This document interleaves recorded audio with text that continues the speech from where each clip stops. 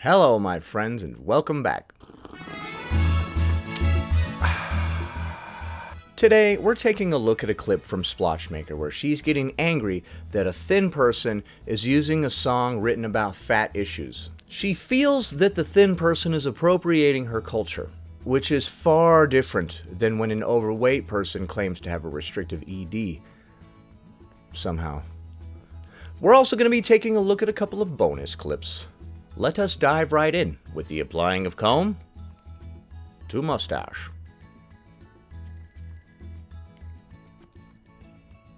This has copyrighted music, so I will sing it for you.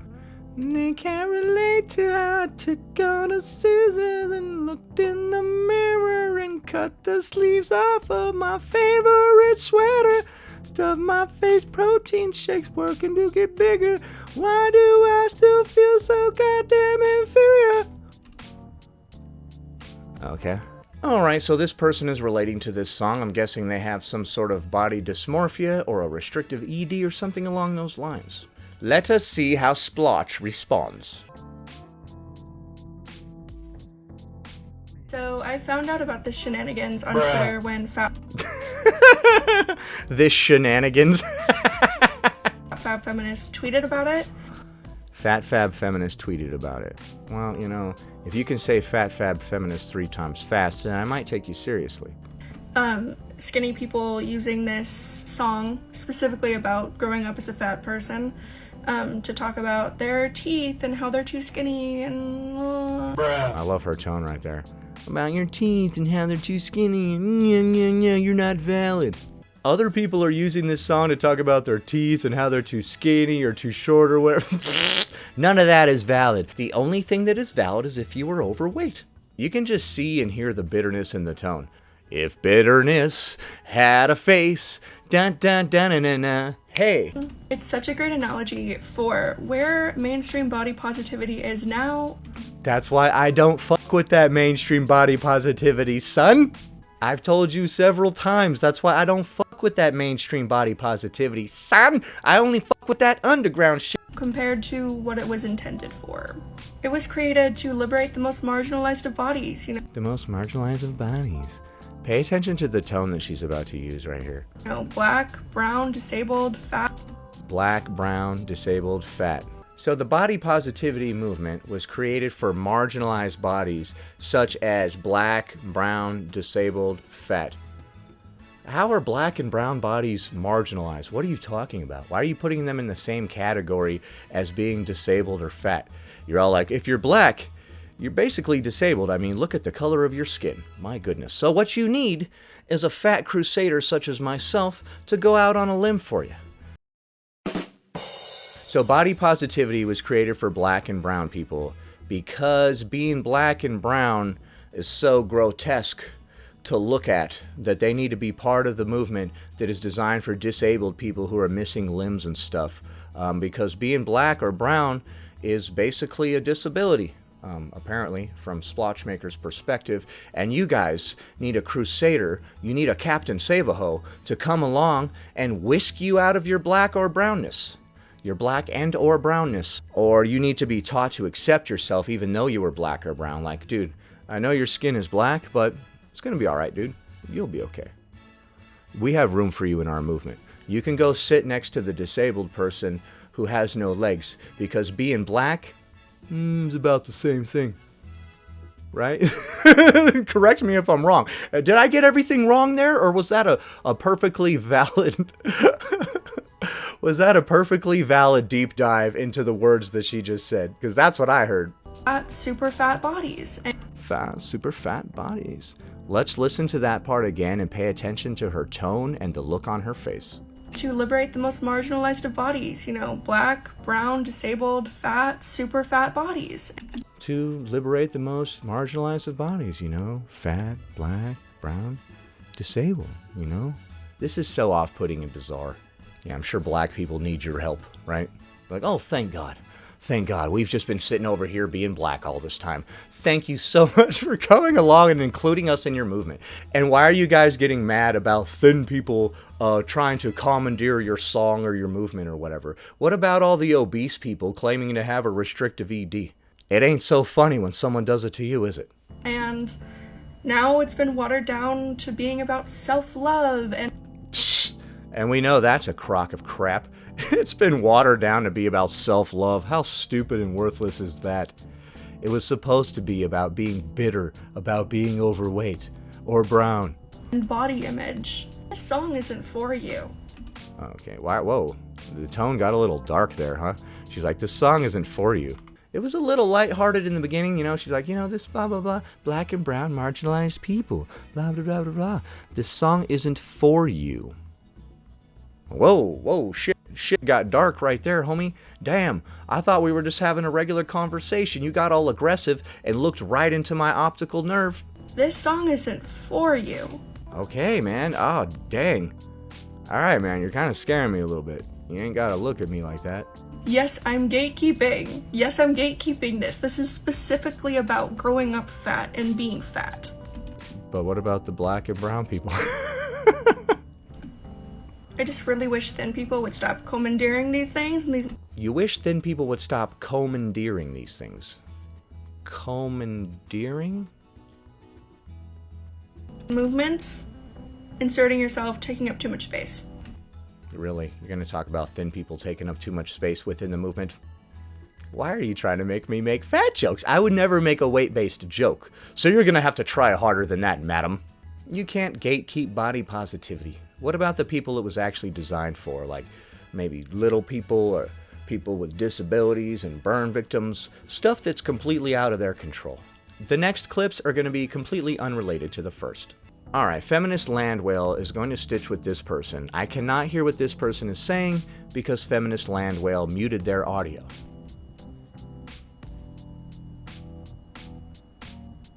Listen, bestie. Alright, I'm listening. Bestie. I like that. I like how we're besties right off the bat, dude. This makes me feel good. I am not here to speak on your experiences or your feelings or to put you down even. I am here to speak the truth, and the truth is that health can exist at every size. Oh yeah? Does that go in the other way too? You can be 6 feet tall and weigh 90 pounds, and that's fine? Because that is a size.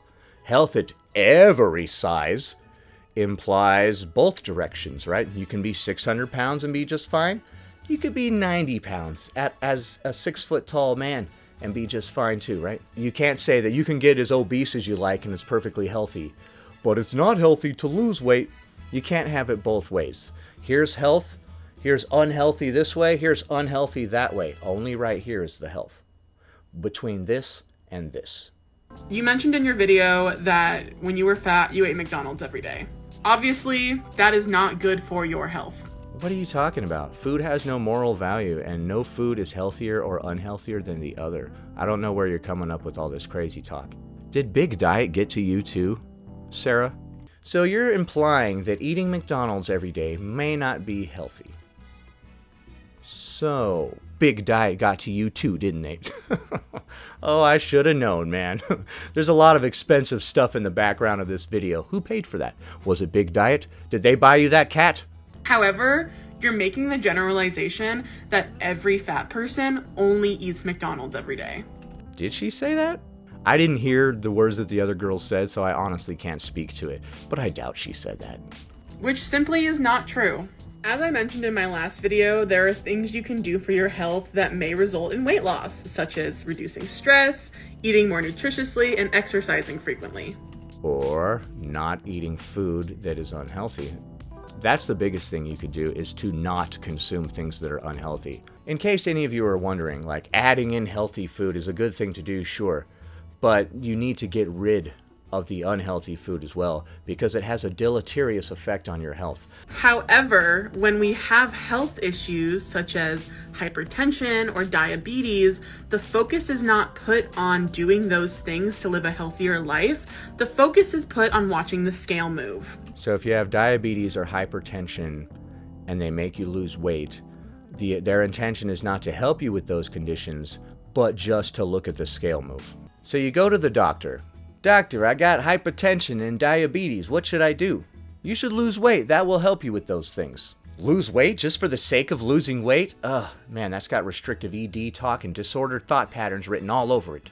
No, I said lose the weight for the hypertension and the diabetes, because being overweight causes hypertension and diabetes. So you're saying I should lose weight for my own vanity, just to look good in front of others?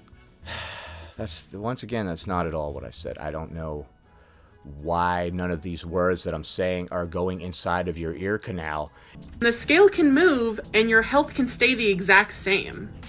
That goes in both directions. You can gain weight and still be healthy, and you can lose weight and still be unhealthy. So if we've established that intentional weight loss has no health benefits... What? When did we establish that? I love how they're just trying to lead the conversation in whatever way that they want. We've established nothing. You're like, so if we've established that losing weight has no health benefits, and you're like, wait, what? When did we establish that? That's a good way to fool some dumb people.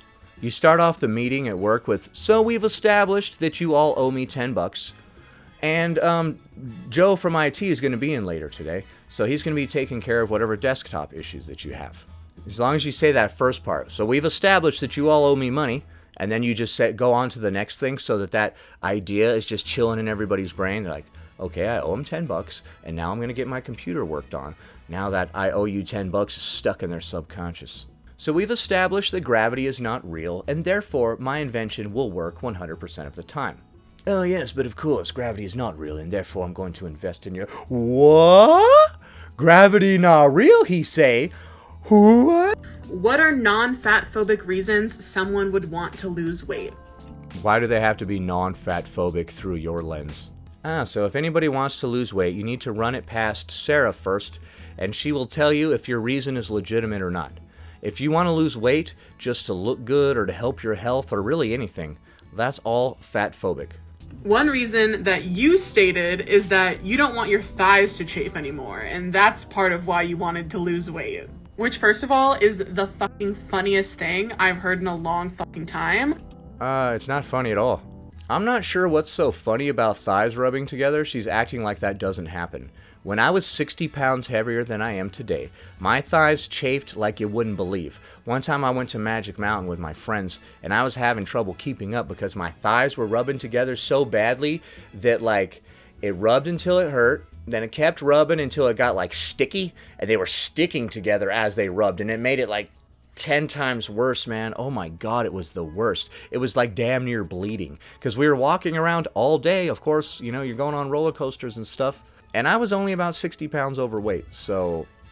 Because I don't know a thin person whose thighs don't chafe either. Okay, then I guess you don't know any thin people. My thighs don't chafe at all anymore, and I actually do a bunch of heavy squats and stuff. My legs are actually one of the most muscular and biggest part of my body, and they still don't rub together. Overall, I'm just so sorry that your experience as a fat person was so negative that... What? Yours is being positive? This is so bizarre. Such a bizarre take. I'm sorry that your experience as a fat person is being so negative. Mine has been incredible. People have been so nice. I can do jumping jacks all day. I'm up and down the flights of stairs. My blood work is fine. I do not have diabetes or hypertension. My heart is super strong. None of my joints hurt at all. And everybody has been nothing but nice to me, which is why I'm constantly making these videos complaining. You too can be this happy if you embrace your fatness. Observe. I'm happy. I'm not dead inside. That's for sure. I don't pray for death with every waking moment. No, not me. I'm very happy. You've resorted to just being fat phobic? So her wanting to lose weight and talking about eating McDonald's and stuff is being fat phobic. Dude, she lost weight because she wanted to. It's her body, right? Aren't you guys all about, like, it's my body, I'll do what I want? Like, so fat phobic in so many of your videos. Homie, she lost weight. Alright, calm down. This isn't about you. You're not less of a human being because somebody else did something that you didn't. If you start to look at, like, why you're angry at some random person for no reason, you might find that you're actually jealous and bitter. And if that is the case, you need to stop. There is no good reason for you to be mad at anybody else on this planet unless they have wronged you. If you find yourself being angry at somebody who has done nothing to you, you might want to examine it more closely. As opposed to using a health at every size model for your fitness journey. What does that mean? How do you have a fitness journey while coinciding with health at every size? Those two things are diametrically opposed. You cannot have health at every size and then also be on a weight loss journey, because people like you will be like, you lost 5 pounds too much. Now you're getting into unhealthy restrictive ED territory. If you'd like to learn more about this, I'd recommend reading Health at Every Size by Lindo Bacon, as well as Fearing the Black Body.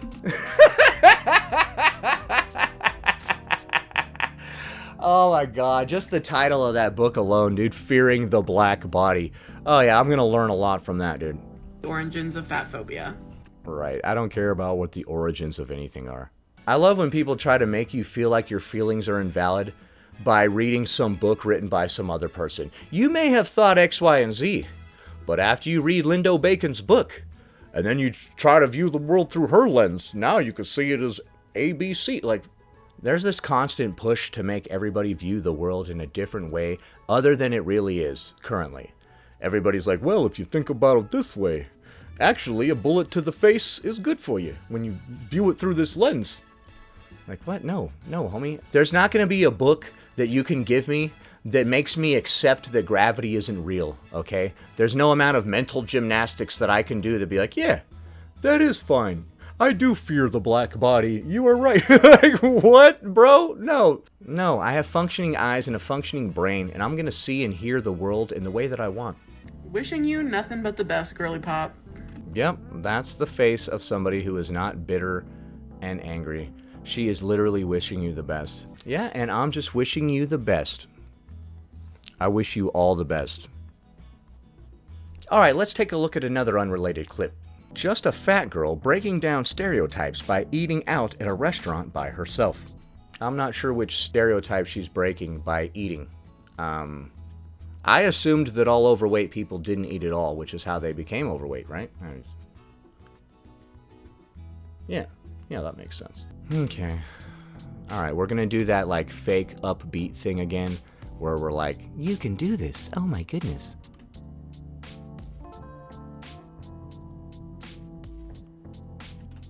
Okay, so you sure are brave again for eating. Stunning. Brave. How many different ways is this hero going to eat food? Every video is her eating food with a different context, but it's all supposed to be congratulatory. She's like, I had a restrictive ED and then I ate. I was fighting against diet culture, but then I ate anyway. I wasn't going to eat out in public by myself because that's not something that fat people do, I guess. But I did anyway. Every time this person overcomes adversity or whatever, it's always by way of eating. Somehow eating is a rebellious act that this person is partaking in, and they're sticking it to the patriarchy every single bite, dude. Oh my goodness. Okay, the look on your face was very off-putting. You take a bite of sushi and you're like... It kind of makes me feel like I'm losing touch with reality. Watching that video where she's eating and then she's like... And looking all crazily, dude. I swear to God, I feel like I'm hallucinating. Is it possible to dissociate just because your brain is sick of hearing it? So once again, this person is being both stunning and brave by eating. Again. Anyway, that about does it. Thanks for watching, commenting, liking, and subscribing. And I'll see you in the next one.